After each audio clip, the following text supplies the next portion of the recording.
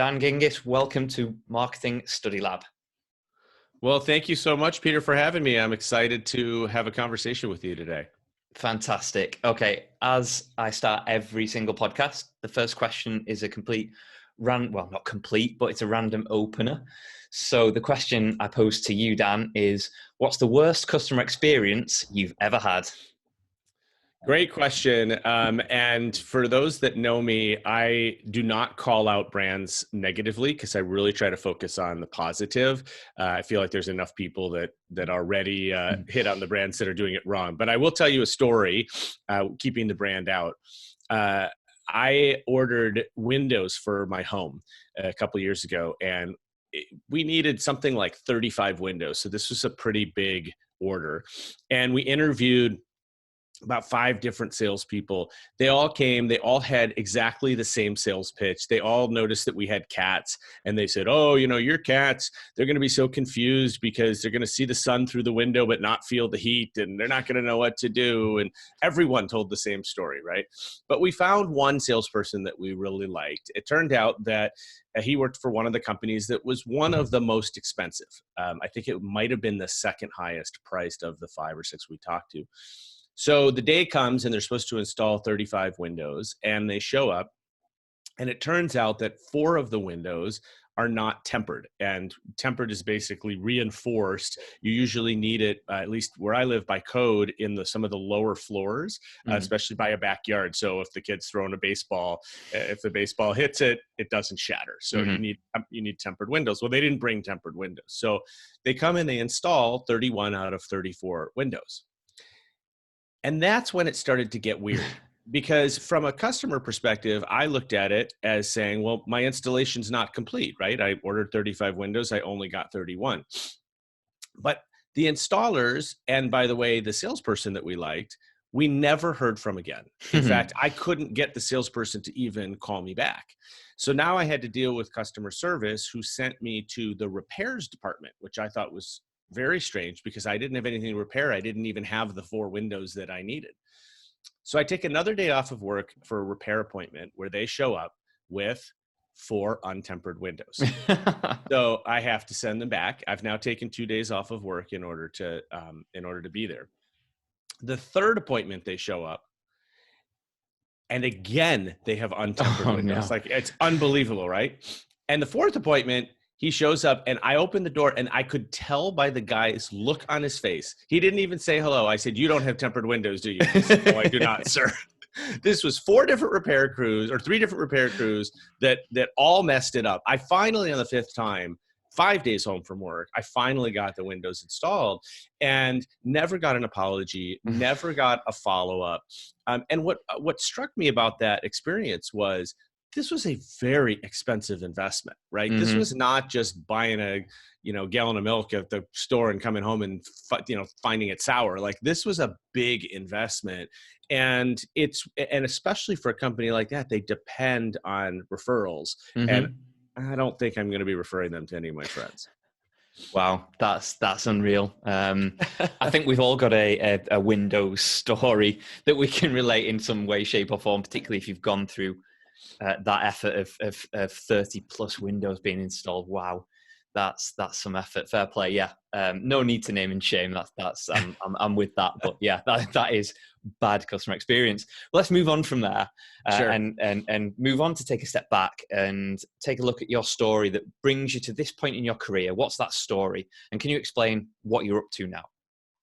Sure. Well, I have a bit of a different story because I spent most of my career in corporate America before going off on my own. And sometimes I like to think I did that thing that everybody dreams of doing. And then I realized maybe I'm just the crazy one. I'm not sure. But I spent more than 20 years in corporate America, mostly in marketing and customer experience roles, including 3 Fortune 300 companies. So I spent almost 10 years at Discover Card, which is a major domestic credit card brand in the US. They also own Diners Club around the world. I then spent a few years at Humana, which is a healthcare company, and then McDonald's, which you've probably heard of. So I had a great mixed experience in different industries with different sorts of laws and legal guidelines behind them, different marketing efforts.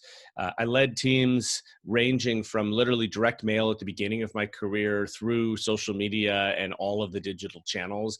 Basically, the only marketing channel I've never been involved in is television. Mhm. And after a certain amount of time, I started to get bored with the corporate life. I realized that it was really hard to get things done quickly. I wasn't really happy with the pace of innovation. And to be perfectly honest, the thing I wasn't good at in corporate America was the politics. And partly it was because I didn't play it.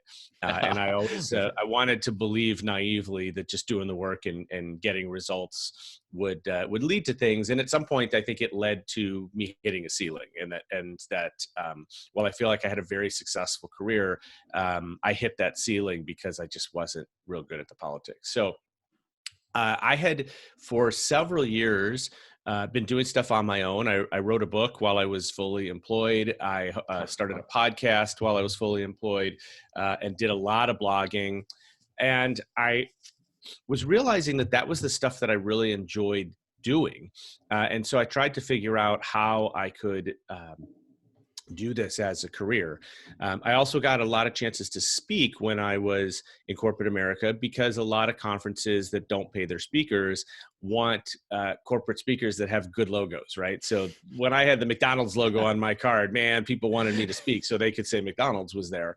And so what was interesting for me is that that got me a lot of experience speaking. It got me very comfortable in front of audiences. I got to hone the craft of public speaking, all the while developing my own message that was separate from McDonald's, Discover, and Humana.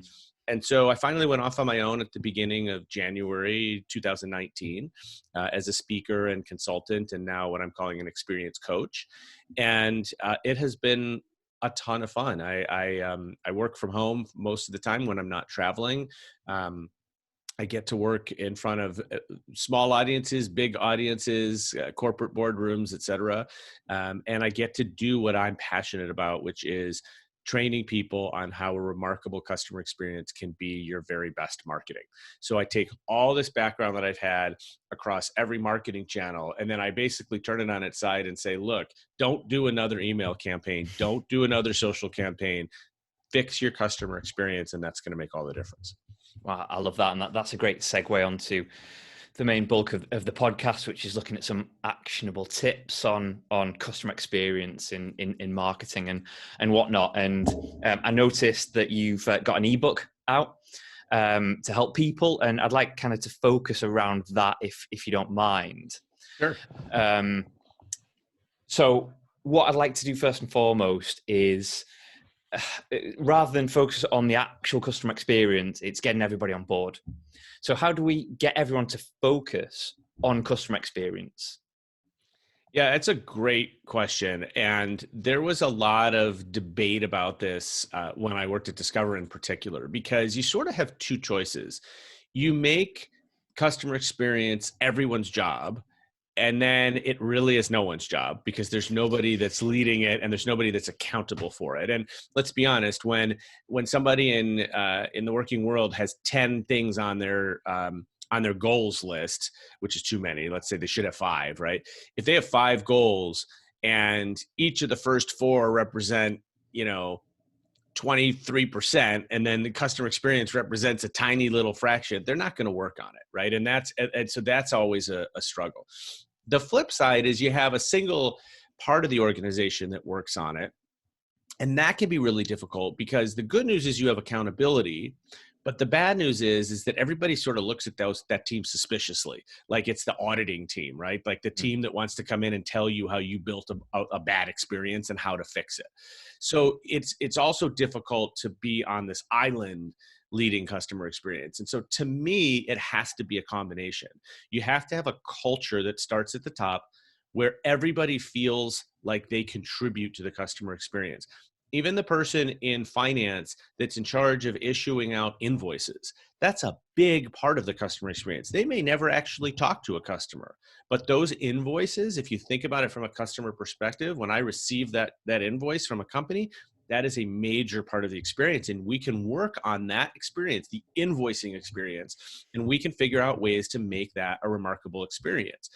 But it does require everyone in the company to understand that, hey, they're there basically for the customer. Without customers, we don't have a business. So the customer, any employee owns that customer, and they have to feel that ownership.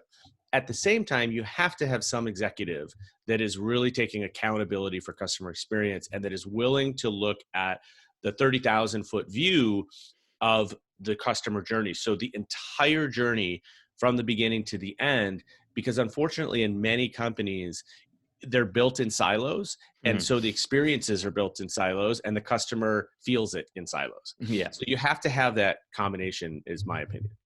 I love that silo experience. I think a lot of people can relate to that, particularly that work in a corporate culture, corporate company, that, the R&D department is not communicating with marketing, that's not communicating with technical, it's not communicating with finance. And also, I'd love to get your take on how we get the person that does the invoicing to buy into how important that role is. Like, because some people could see that as a menial role, but it's another touch point. It's of massive value to the customer and the business, obviously, for multiple ways. So how do we highlight that to somebody that might think, well, all I do is invoicing? Well, I think it comes down to broadly understanding that customer experience is every single touch point that a customer has with your company. And that can take so many different forms, right? It could take a paper form, like in an invoice. It can take a written form in an email. It could take a video form on a TV commercial. It can take an audio form in a telephone call. It could take an in-person form if you have a brick and mortar or a retail. So there's all these different interactions. And from a customer perspective, we add them all up in our head. And that's how we determine how we feel about this company. And so one of the things that I love to teach that I think makes me pretty different is I don't cite any companies that are targeting to a very high-end consumer, because the problem is those companies tend to have a lot more money than the average company. And so, for example, if you think of a super ultra high expensive hotel, right? Of course, you're going to get experiences in a high-end hotel that you're not going to get in most hotels. And part of the reason is that they charge more per night and they have more money to spend. And so, spending $100,000 on a customer experience improvement may not be a big deal. But for most companies, that's not happening. And so I try to focus all of the examples that I share on stage and in my consulting are simple, practical, and inexpensive. So to the finance person, what I would do is actually sit down with a marketing person, maybe with the legal department if we have to, and I would try to rewrite that invoice. I would look for words that we use, and almost every company uses it, that are industry jargon or acronyms or things that customers don't understand. I've written 2 Forbes articles, one about the healthcare industry and one about the financial services industry, both of which use terms every single day that surveys have shown that consumers do not understand. And yet they continue to use these same terms, right? So let's say, I'm going to make it up. Let's say that on your invoice, you've got something at the end that many companies have that says net 30.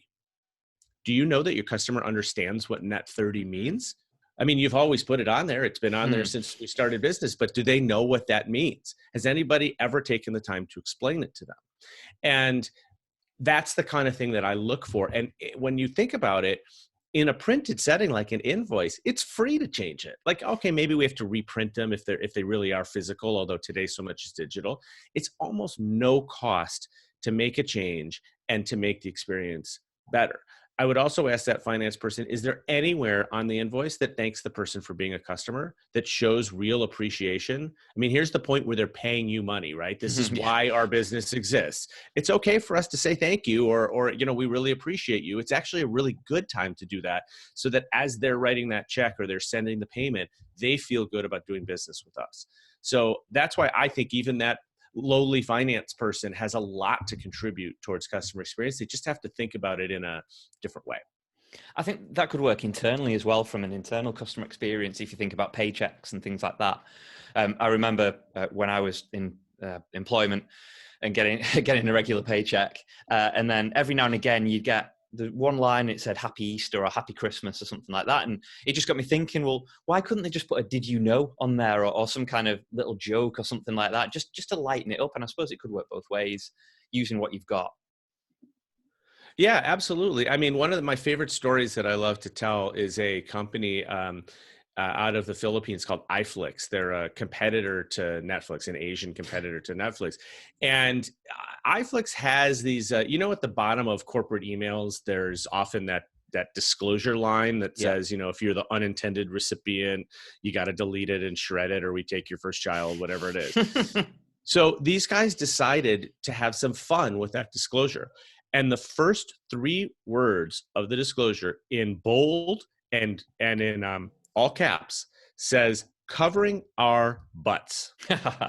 Now, when you see that, what do you do next? You actually read the disclosure because you want to know what it says. The lawyers are cheering, right? Because the lawyers want you to read the disclosure. Well, the rest of their disclosure is hilarious. And you can tell that it's like a bad joke. A lawyer and a marketer go into a bar, right? Because you can tell that the lawyer and the marketer were sitting next to each other because the lawyer got all the things he or she wanted. The marketer made it fun. And now you have this disclosure that goes out on every email that gets people to stop, gets them to chuckle, and gets them to say, wow, this is a different kind of company. This is a company I want to do business with. And how much did that cost them? Zero. I don't know if you've ever been to Australia or around that location in the world. I cannot remember the airline, but there's an airline, and they're the video, the instructional video when you get on an airplane, all the instructions, you get life jacket and things.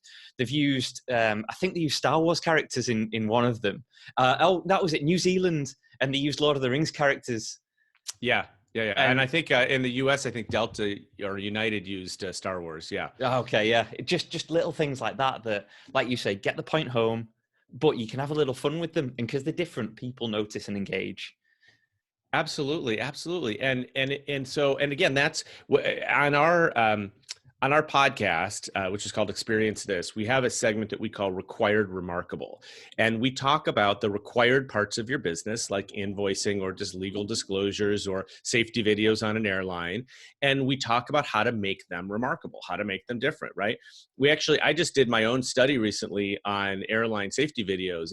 I only looked at U.S. airlines, and what I saw was that of the three major airlines, they all covered exactly the same information and almost in the same words, right? And so when you think about that and you realize that people who are frequent flyers hear this over and over and over again, and this is so critical information, right? I mean, let's back up for a second and think about if somebody was telling us a few months ago, here's what you need to know about a pandemic. Our eyes would have glazed over. We would have been like, I don't ever need to know about a pandemic, right? Well, gosh, I wish I was listening, right? It's the same thing. When the plane's going down, you're going to be wishing that you listened to the safety video, right? And yet these videos are often made in a way that doesn't get you to listen. One airline in the US, the first thing, they're the only one of the three, the first thing they tell you in the video is how to fasten your seatbelt. Now, to me, you've already lost me, right? Because I'm already sitting down with my seat already fastened, and you're teaching me how to fasten a seatbelt. So I'm not listening to the rest of it, right? Because I feel like you're talking down to me, and this is not important information.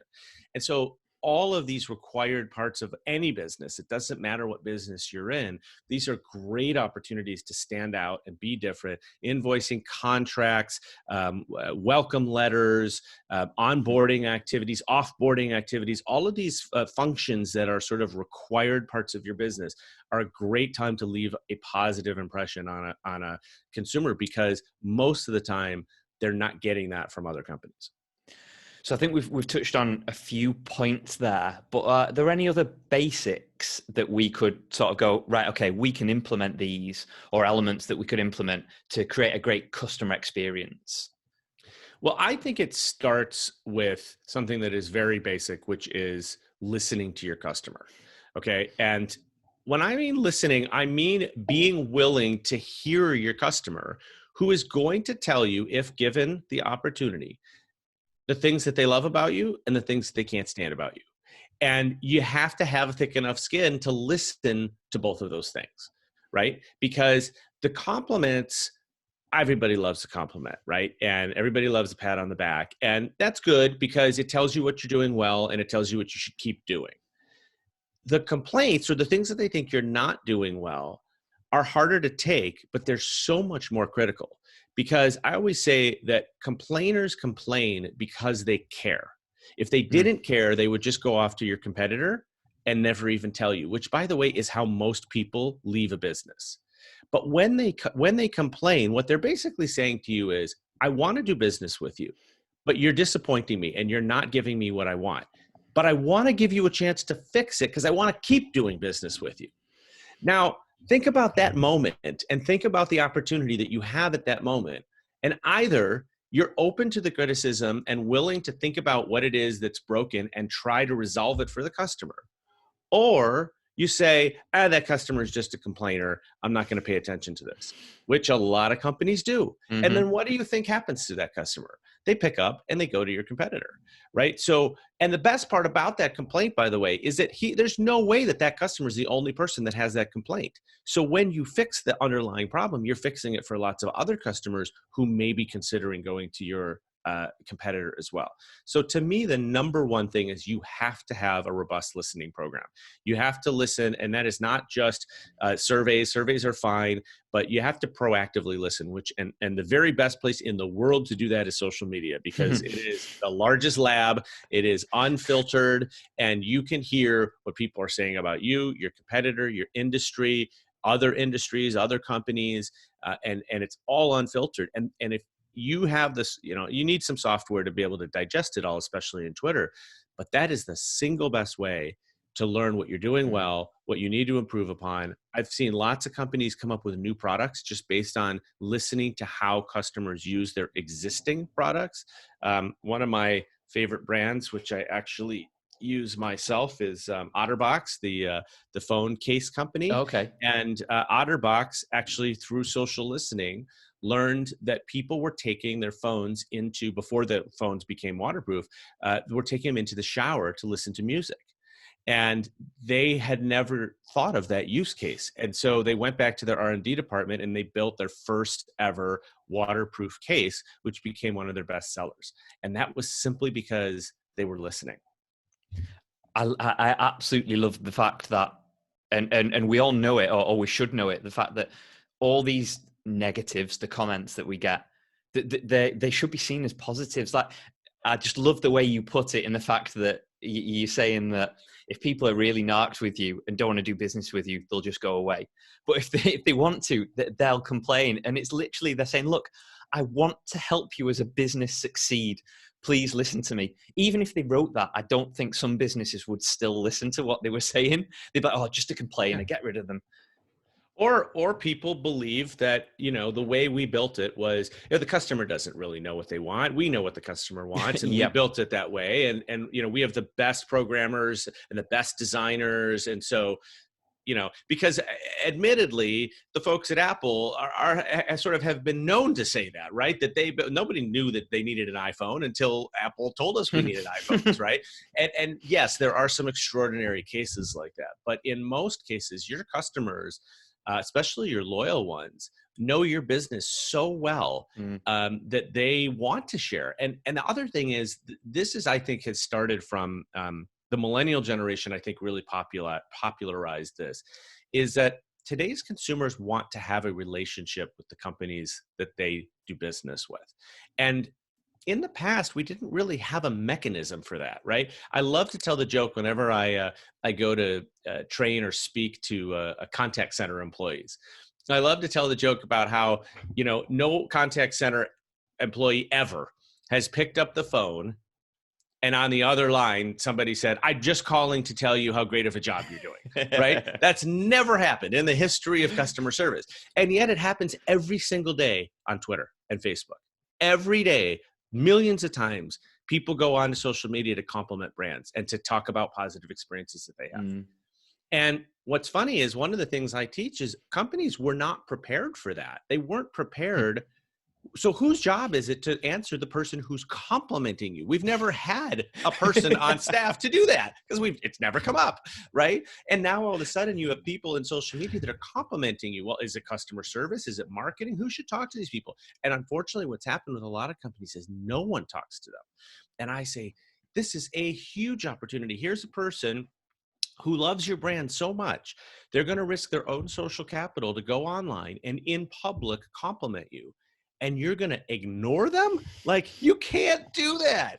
You know, when if I get off stage and somebody says, wow, that was an awesome presentation, that was my favorite one of the whole event, and I just walk on and don't say anything, like, you can't do that, right? And so, but that's another piece, is that the world has changed in terms of how people want to interact, and what just a brand getting back to somebody and saying, hey, we love you too. Or even if you don't have time to do that, just like the post.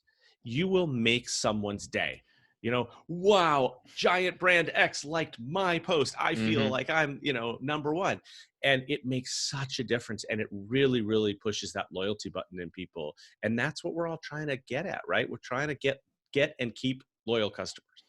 I love the fact that it could be the C-suite executive CEO or whatever, and someone phones them up and says, sorry to bother you, but we've just had a customer phone us and say that we're doing a great job. What do you want us to do? Yeah, well, what should we say? We've never had this happen.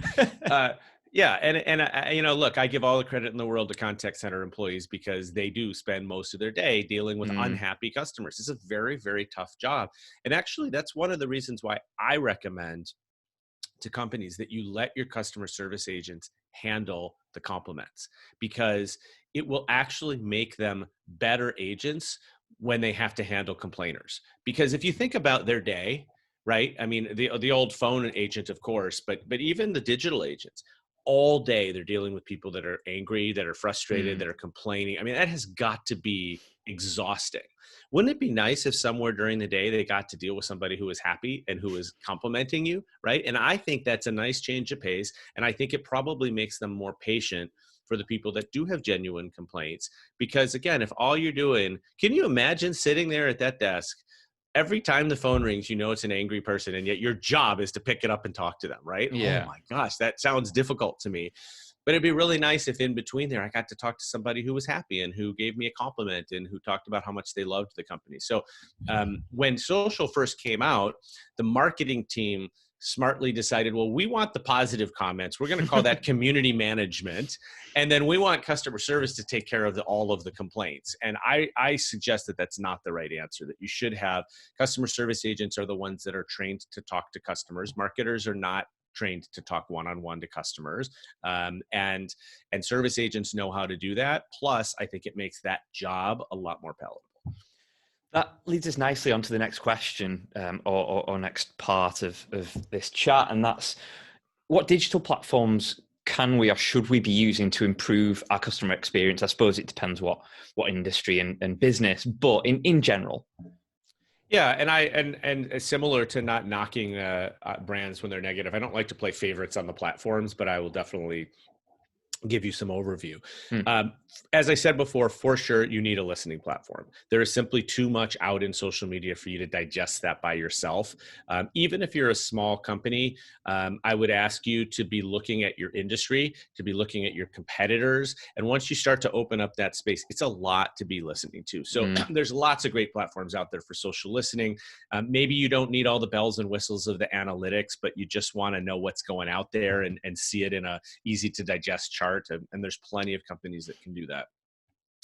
I think that in social media in particular, and I write about this pretty thoroughly in my book, is that you need a platform to siphon in all of the incoming messages and to help you prioritize them. And if you have a contact center with more than one agent handling social media, to be able to allocate it to the right agents, et cetera. And that, again, is very, very difficult to do manually or just in the native Facebook or Twitter platforms. So I think some software there to help. And then I think the other thing is that you need something that, as we were mentioning before, allows you to see the entire customer journey. And I like the concept of journey mapping, and you definitely can hire consultants like me, or you can buy software programs that'll help you journey map. But the challenge with drawing up a journey map on a whiteboard or on a in a conference room is the one person that you need the most is missing from that conversation, and it's the customer. Yeah. Right? And so what I prefer to just drawing journey maps on boards is a couple of things. Number one is to become your own customer. And this doesn't take any, this is, I'm veering a little bit off because this is not a software or a platform, but becoming your own customer is the best way to understand how your customers feel. And number two is sometimes that's not possible, especially in a B2B space. And so in that case, I suggest that you attach yourself to the hip, at the hip with a customer, so that you're basically following them along the path. And then when you get to your journey mapping, or when you're able to look at your customer experience from a 30,000 foot view, you really have a sense for the emotions that are attached to each step of the way. You have a sense for the silos and when a customer feels those silos. I just went from the sales team to the installation team of my windows, right? Which means the salesperson's never talking to me again. And I mean, as a customer, I feel that, right? And that is because of a siloed structure. And there's not necessarily a software platform that's going to tell you that. And so I do think that's a really critical piece. And then, of course, I think the last piece is that anything that you are running digitally, and any of the platforms that you're already using digitally, say to run your website or your mobile app, this gets back to the listening piece, but you have to use the analytics that come with that to understand what the journey is like. If you get to a page on a website where people are spending an inordinate amount of time, and it's not a page where they should be spending a lot of time, you could probably make some assumptions that something's confusing them, that something is not as easy as it should be. And that's the kind of ways that you can use to eliminate friction in the experience, which is one of the best ways to take it from ordinary to extraordinary. And just staying on that final point that you made about dwell time, I suppose we could call it, or stickiness. You could, if you were just looking at the pure numbers, you could be blindsided by the fact that somebody's staying on our page. This is amazing, fantastic. We want them on the website. But really, everyone's getting to that point and being so frustrated, spending 3 or 4 minutes and then leaving. So like you said, attach yourself to the customer, or be the customer, because you'll never see that from the numbers and figures that you're looking at. Yeah, and if I can, I want to give you a quick story on this. Sure. That actually it uses that same dwell time, but in the exact reverse.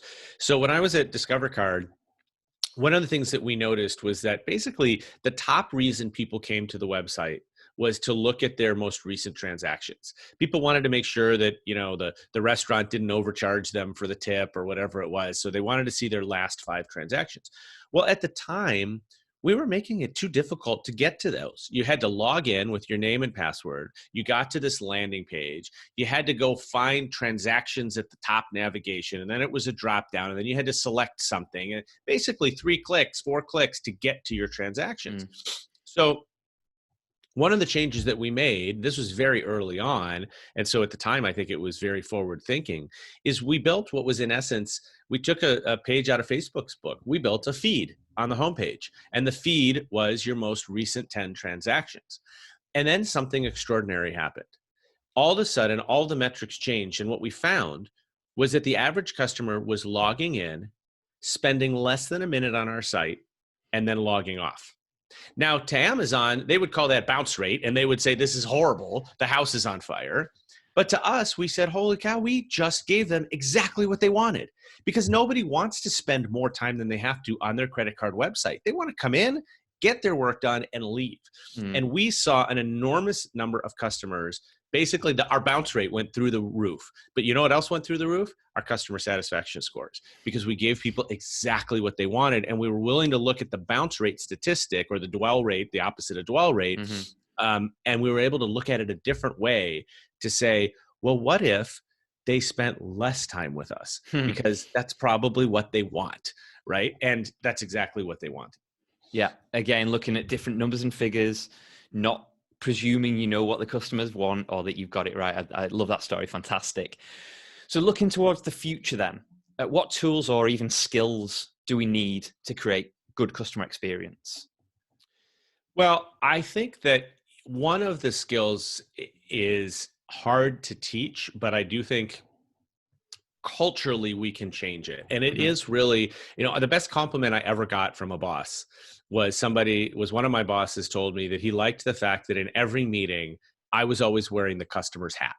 I was always thinking about the business problem from the customer's perspective. I didn't even know I was doing it, to be honest. It just sort of was natural to me. But that to me is one of the changes that every company has to make. And you got to make this really with every employee, right? What am I doing? I got 10 things on my to-do list. How are these 10 things affecting the customer? And is it making the experience better? Or am I creating more friction for the customer? Am I making it harder for the customer? Are we adding, let's beat on the airlines a little bit more. All of the nuisance fees that airlines came up with, that basically I imagine it was some guy in finance that said, well, I know a way that we can make a couple $1 billion. Let's charge people to check their bags, and it's like, well, great, except you just pissed off all of your customers in doing that. And sure, over time we all got used to paying for our bags, and so that finance guy is probably now the CEO. But I do think that wearing that customer hat and understanding the business decisions that we make and thinking them through from a customer's point of view causes us to make better business decisions. And I think there are companies that do that very, very well. One airline that I think continues to lead the pack, at least in the US, is Delta. And I'll give you an example. We're right now, as we record this, we're still on lockdown in the COVID-19 pandemic. And Delta realized that their most frequent flyers, their most valuable customers, were probably worried about maintaining their elite status because they couldn't fly. And so they came out and they said, you get to keep your elite status for an extra year, no matter how much you fly this year. Oh my gosh, the people that are loyal to Delta are never flying another airline again, right? Now, does that cost them some money? Yeah, it probably does. But the whole idea was that it was a policy that was, if they wanted to be strict about their policy, even through a pandemic, which is a big mistake, they did so with a big risk of annoying their very best customers. And instead they took a step back and they said, well, how can we please our very best customers? How can we make our very best customers tell people about us and brag about us and be so confident in their decision to fly with us? And they came up with that. And I think the other airlines will follow them, but it won't be as impactful because the other airlines aren't, they weren't the first one out to think of it. They were just the followers. So that's my long-winded answer for you. Sure. No, that's excellent. I got a similar email from a hotel group as well, saying that loyalty points won't be affected because you need to use them in a year's time or something like that anyway. But it's like you just said there, what Delta have done, they've looked at the very short term and also the very long term. Like you said, they'll probably take a hit, but in the long term, the loyalty, customer lifetime, et cetera, that will be exponential on their balance sheet, which is fantastic. Yeah, one of the things I love to talk about is the leaky bucket. And most companies don't realize they have a leaky bucket, but pretty much every company does. These are the people that are leaving your business every day, likely to go to a competitor. And the problem is that almost every company is so focused on getting new customers that they're forgetting about the customers that are actually paying the bills and the ones especially that are leaving them every day. And so I always say, that's why I say that a remarkable customer experience can be your best marketing. If you stop for just a minute, if you stop trying to get new customers and you spend some time trying to keep the ones you have, you are going to have a huge impact on your business. Most people have seen the Bain statistic that says that a 5% increase in retention can lead to up to a 95% increase in profit. Wow. Just by 5%, stopping 5% of that bucket from leaking. So it's a different perspective. Yeah, absolutely. Right. Okay. So, Dan, are you ready for some quick fire questions? I am ready for some quick fire questions. Brilliant. What's that source of info you just can't live without? Most recently, it's been my friend. I have to spell her, otherwise she's going to turn on. It's Alexa, because every morning when I wake up, I have her read the news to me, and right now that's been the thing that I can't live without is hearing the news every day. Yeah, it won't be long before even spelling that name out Will probably cause her to wake up. Yeah. Yes. Did you mean to call me? Exactly. What was the last thing you remember Googling? Last night, I made, for the first time in my life, I made a fish recipe with orange roughy. I had never purchased orange roughy in my life, so I didn't know how to cook it. So I Googled a recipe, and it was delicious. Oh, nice one. I like it. A lot of home cooking being done at the moment, I guess. I do love to cook, and I don't often have time, and that has been one of the benefits. That's cool. If you could tell your 10-year-old self one thing, what would it be? Well, I'm going to have to give you a bit of an American example here, but I grew up as a diehard Chicago Cubs fan, and that is one of the reasons I'm probably as loyal as I am, because rooting for a team that didn't win for 108 years really sows loyalty into your soul. Yeah. And so I would have told my 10-year-old self, don't worry, they're going to win it all in your lifetime. Is that the curse of the GOAT? That is. Yes. Yeah. Yeah. So I'm a Liverpool fan. And we were about to win the Premier League for the first time in 30 years. And then COVID-19 did stop that. Man. 2 games away. So unfair. Yeah, absolutely. It's not 108 years, though. What's the most important thing to know about marketing right now? Wow, that's a tough one. I'm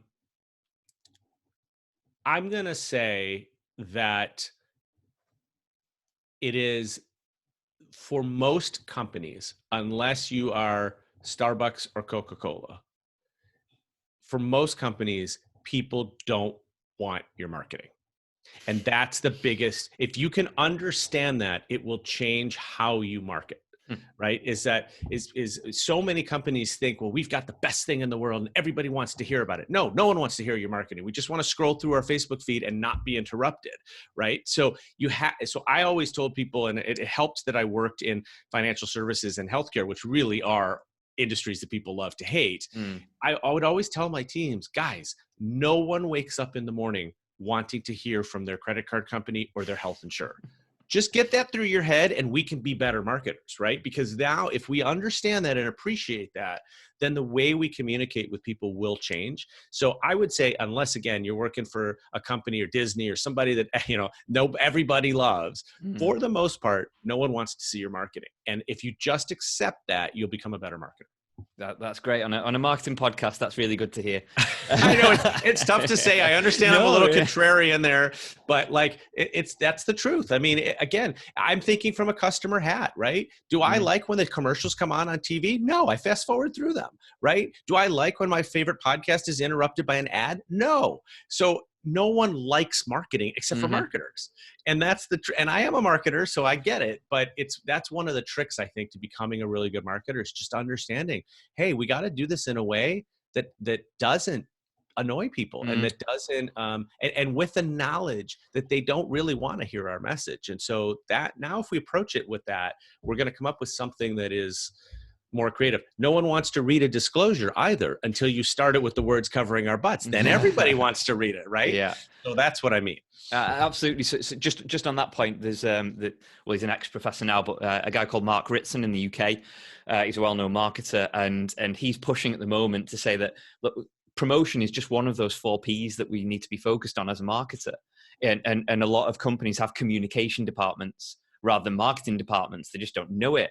And marketing have been pushed out of the product, the price, and the place. And it's exactly what you were saying. If you think about the place and the distribution and the comms that we have throughout that distribution network, hugely effective, but instead we're focused on that promotion, that sponsorship, that get in somebody's face, which in turn really ruins the customer experience. Yeah, and just so you know that I practice what I preach on my podcast. One of the first decisions my co-host and I made was we are not going to do commercial reads.